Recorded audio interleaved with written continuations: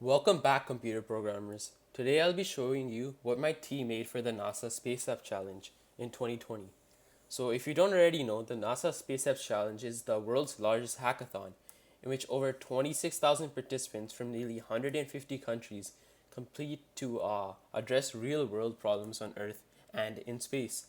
And in this, we have various challenges. So, let me show you the challenges. Go to challenges, so loading. Okay, so we have observe, inform, sustain, create, confront, connect, and you can even invent your own challenge, but this won't be eligible for judging. So the one my team chose is create, and also just saying in these challenges, it further branches off into more challenges. Like in create, the one we chose is breakthrough. But before I get to that, let me show you my team, which is the final frontier. So if I go to dashboard and just we registered for the Kitchener Waterloo and, region in Ontario, and if I click here, it goes to my team, and yeah, this is my team. This is basically the summary of our of what we made. So before I show that, we're basically a team of six that addressed the breakthrough challenge.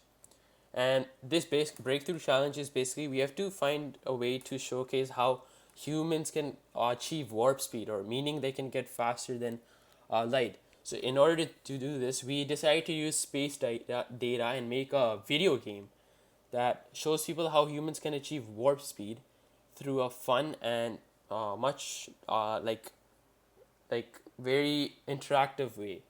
So first, now let me show you my game.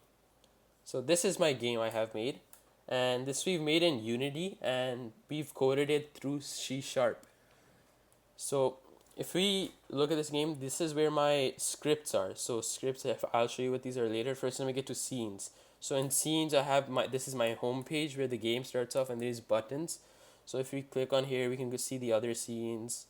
And yeah, it's basically the game's goal I will show you is basically to dodge asteroids and other objects that a rocket ship could hit. And within each level, the rocket gets faster and faster, and you get a better rocket. And the faster rocket is more closer to achieving warp speed.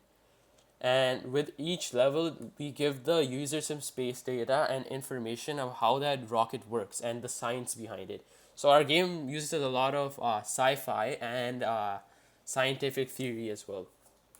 So this is my scripts made. So if I click on this, you can see this is my script. So goal, this is just for buttons made, and another one is, for example, this is obstacle. It's for the obstacle, so when something hits it, it loses one damage, and it has we made a specific speed for it. So if it's speed 1, it goes at a specific speed. If it's speed 2, it goes double the speed. And then we have the player script here, which is basically the rocket. And yeah, and in order for the obstacles to keep coming, we made spawners and a spawn point script. So the spawn point determines where it starts from, and the spawner basically tells how often it's going to be spawning the obstacles. So now let me give you a quick demo of my game. By the way, I'll put this game link in my underneath my YouTube video in the bottom description, so you can check it out. So if we click play, it's taking a bit of time.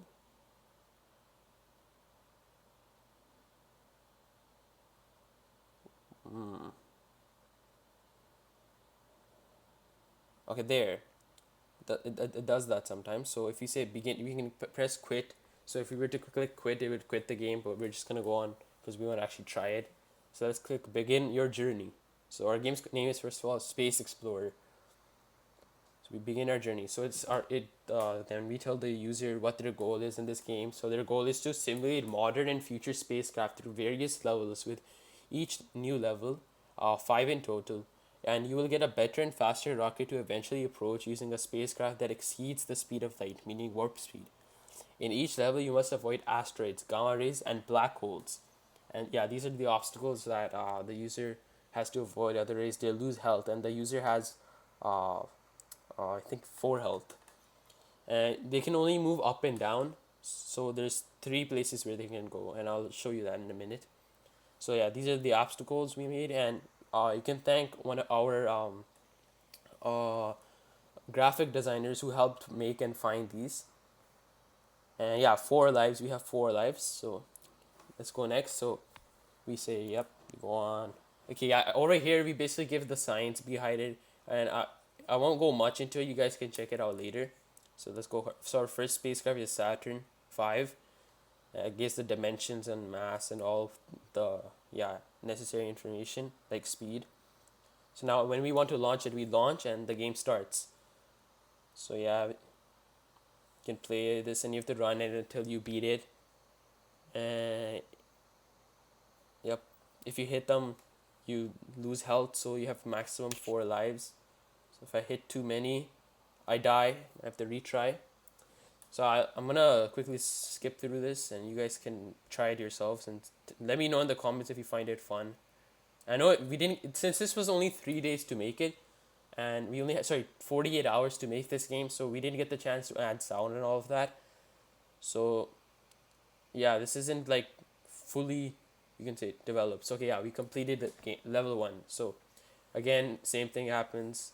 And yeah, so I'm gonna quickly skip through these rockets. Yeah, this it basically shows the same thing on and on, like different rocket every time. I'm gonna go to the what do you call it? The end page now, where when you beat the game, how it looks like, just to show you. You guys can try this out later.